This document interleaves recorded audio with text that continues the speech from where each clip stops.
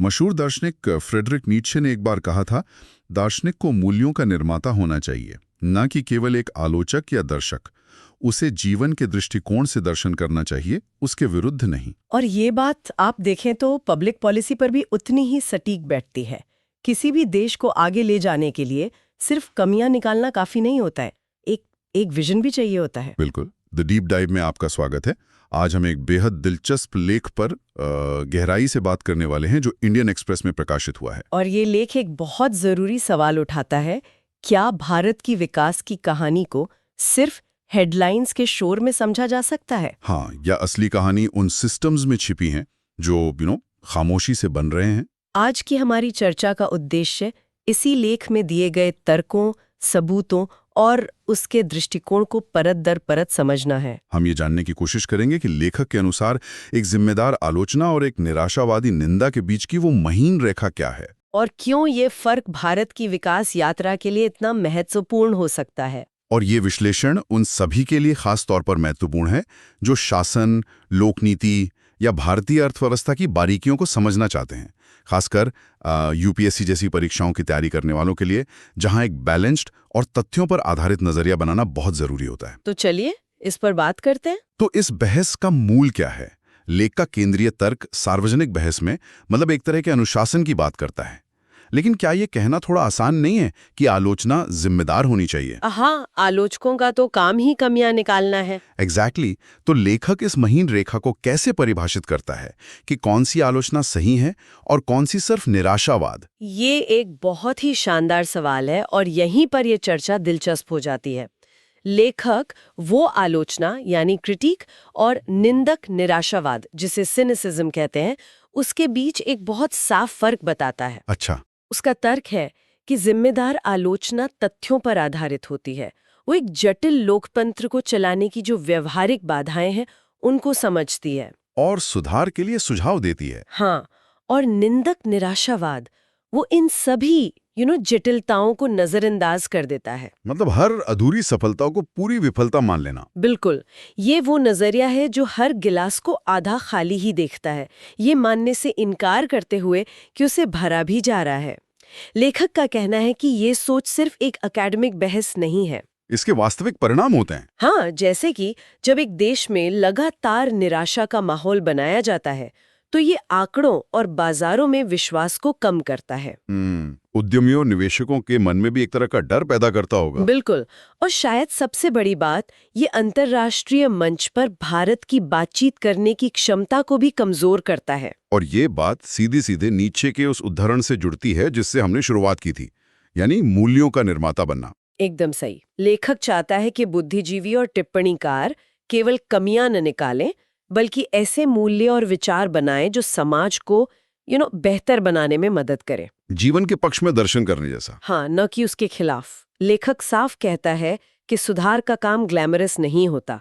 ये डिजाइन, कार्यान्वयन, सुधार और फिर उसे अरबों लोगों के पैमाने पर लागू करने की एक बेहद कठिन और उबाऊ प्रक्रिया है। और इसे केवल निराशावाद के ईंधन से नहीं चलाया जा सकता। नहीं चलाया जा सकता। ठीक है, तो ये तो वैचारिक आधार हो गया।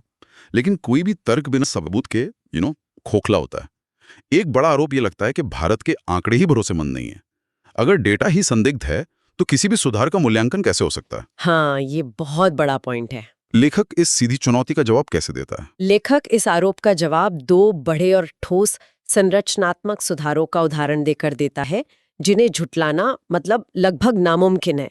पहला है जीएसटी, यानी वस्तु एवं सेवा कर। राइट। सालों तक हम एक फ्रैगमेंटेड टैक्स सिस्टम से जूझते रहे।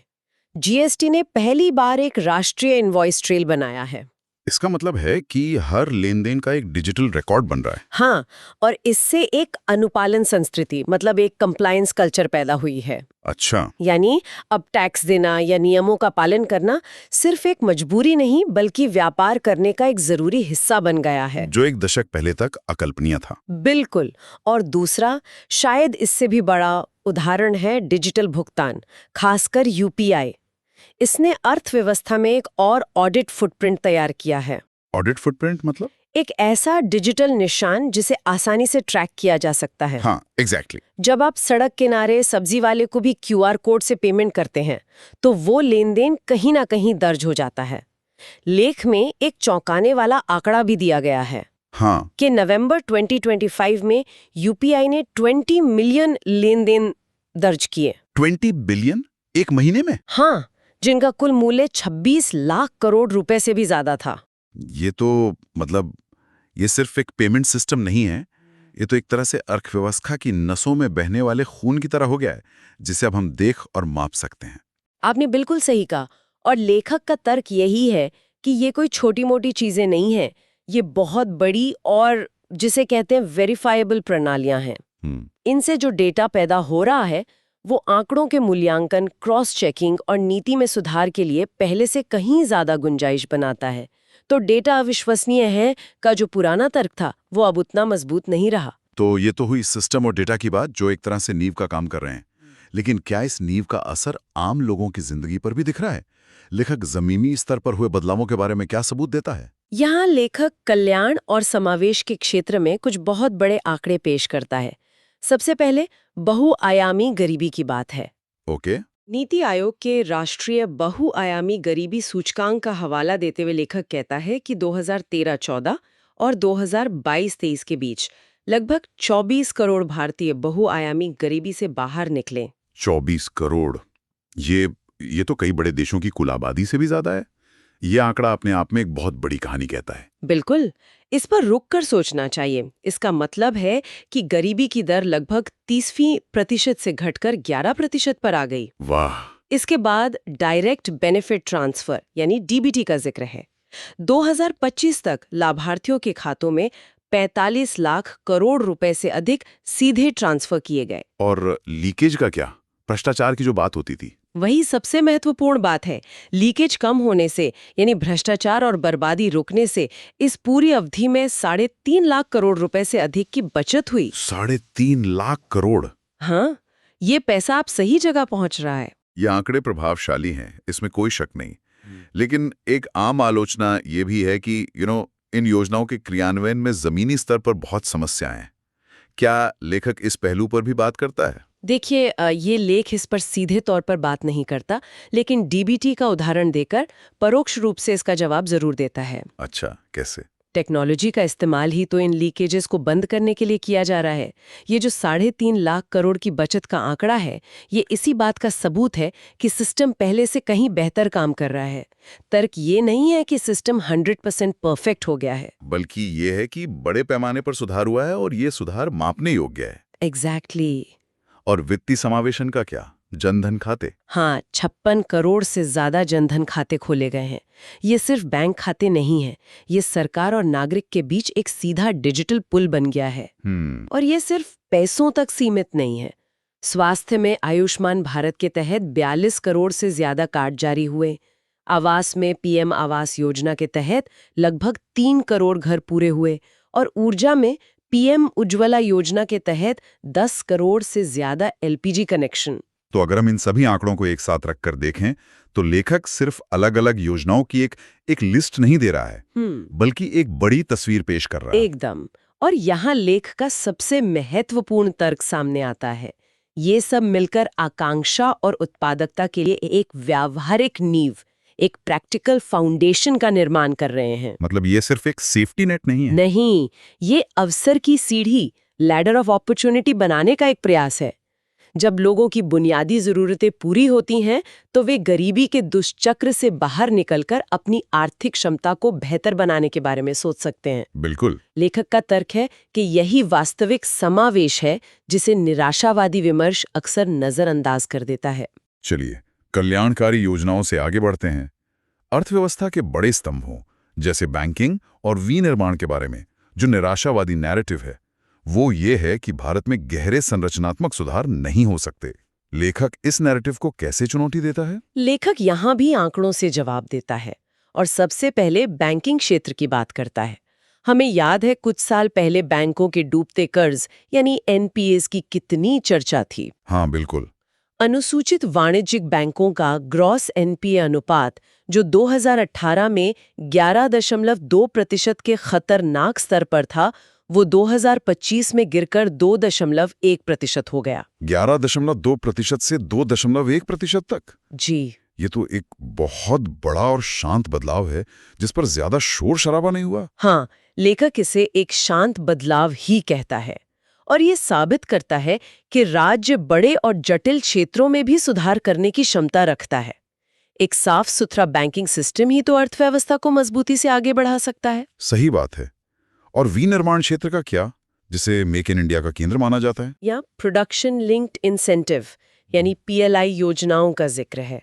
इन योजनाओं के तहत 14 क्षेत्रों में 2 लाख करोड़ रुपए से अधिक का मतलब एक्चुअल निवेश आया है और 12 लाख से अधिक रोजगार पैदा हुए हैं।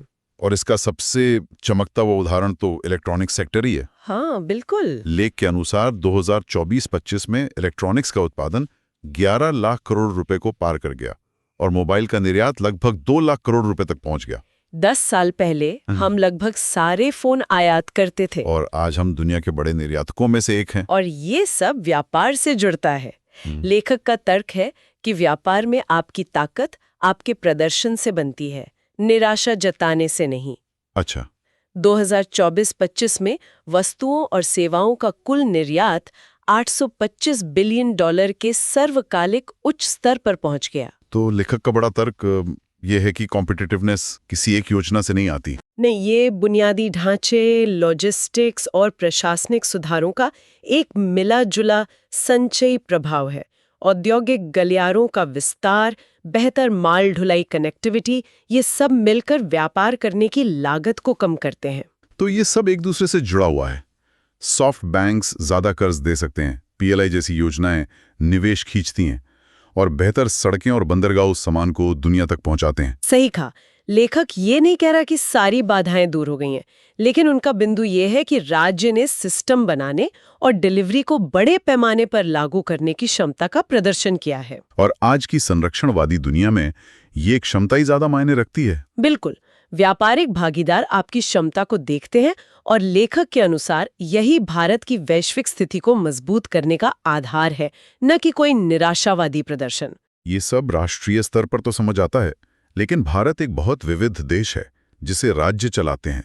अक्सर ये कहा जाता है कि केंद्र की नीतियां अच्छी होती हैं, पर असली चुनौती तो राज्यों के स्तर पर आती है। लेखक भारत के संघवाद यानी फेडरलिज्म के बारे में क्या कहता है? लेखक इस आम धारणा को खारिज करता है कि 1 अरब से ज्यादा लोगों के देश पर एक ही खाके से शासन किया जा सकता है। उनका मानना है कि भारत का संघवाद भले ही शोरगुल वाला हो, लेकिन ये अनुकूलनीय मतलब अडेप्टिव भी है और यहीं पर प्रतिस्पर्धीय संघवाद की अवधारणा सामने आती है। इससे थोड़ा और आसान शब्दों में समझाएंगी? Competitive federalism? इसका मतलब ये है कि केंद्र एक राष्ट्रीय मंच या प्लेटफॉर्म बनाता है, जैसे जीएसटी नेटवर्क या यूपीआई, और फिर राज्य उस प्लेटफॉर्म का इस्तेमाल करके एक दूसरे से बेहतर प्रदर्शन करने की होड़ करते हैं। अच्छा, एक तरह की प्रतियोगिता। हाँ, लेख में उत्तर प्रदेश, बिहार, मध्य प्रदेश और राजस्थान जैसे राज्यों का उल्लेख है जिन्होंने बेहतर कानून व्यवस्था और तेजी से मंजूरियां देकर बड़े पैमाने पर निवेश आकर्षित किया है। तो ये टॉप डाउन और बॉटम अप दोनों दृष्टिकोणों का एक मिश्रण है। केंद्र एक ढांचा देता है और राज्य उसमें अपनी जरूरतों के हिसाब से काम करते हैं। बिल्कुल।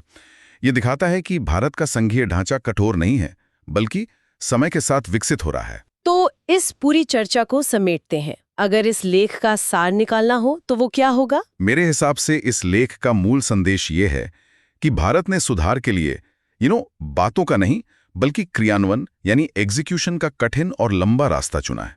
और किसी भी निराशावादी लेख या टिप्पणी के मुकाबले वो परिणाम जो घरों में महसूस किए गए हैं और जो संख्याओं में दर्ज हैं, वो ज्यादा स्थायी और प्रभावशाली होंगे। लेखक अंत में एक बहुत मजबूत आह्वान भी करता है।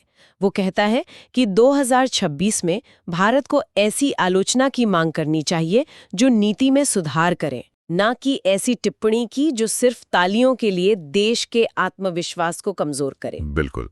तो आज की चर्चा से श्रोताओं के लिए सोचने वाली बात क्या हो सकती है? सोचने वाली बात ये है कि सार्वजनिक विमर्श की प्रकृति, चाहे वो रचनात्मक और तथ्यों पर आधारित हो या निराशावादी और निंदक, एक लोकतंत्र में नीति, निवेश और विकास के वास्तविक परिणामों को किस तरह और कितना प्रभावित करती है। मतलब हम जो रोज खबरों में बहस सुनते हैं, क्या वो सिर्फ बातें हैं या उसका असर देश की तरक्की की रफ्तार पे भी पड़ता है? हाँ, इस पर विचार करना बहुत जरूरी है। एक बेहतरीन सवाल। और इसी के साथ आज की ये गहरी चर्चा यहीं समाप्त होती है। ये लेख हमें याद दिलाता है कि प्रगति का मूल्यांकन तथ्यों और जमीनी हकीकत के आधार पर किया जाना चाहिए, न कि सिर्फ धारणाओं पर। और जो लोग यूपीएससी जैसी परीक्षाओं की तैयारी कर रहे हैं, उनके लिए ये लेख एक केस स्टडी की तरह है कि कैसे तर्कों को डेटा और उदाहरणों के साथ मजबूती से प्रस्तुत किया जाता है। हम उम्मीद करते हैं कि इस विश्लेषण से आपको एक नया और संतुलित दृष्टिकोण मिला होगा। इस तरह की और भी गहन चर्चाओं के लिए हमारे चैनल को फॉलो करना न भूलें। और अगर आपके कोई विचार या प्रश्न है तो उन्हें कमेंट्स में जरूर साझा करें। हमें आपके फीडबैक का इंतजार रहेगा। अगली बार फिर मिलेंगे एक नए विषय के साथ। धन्यवाद।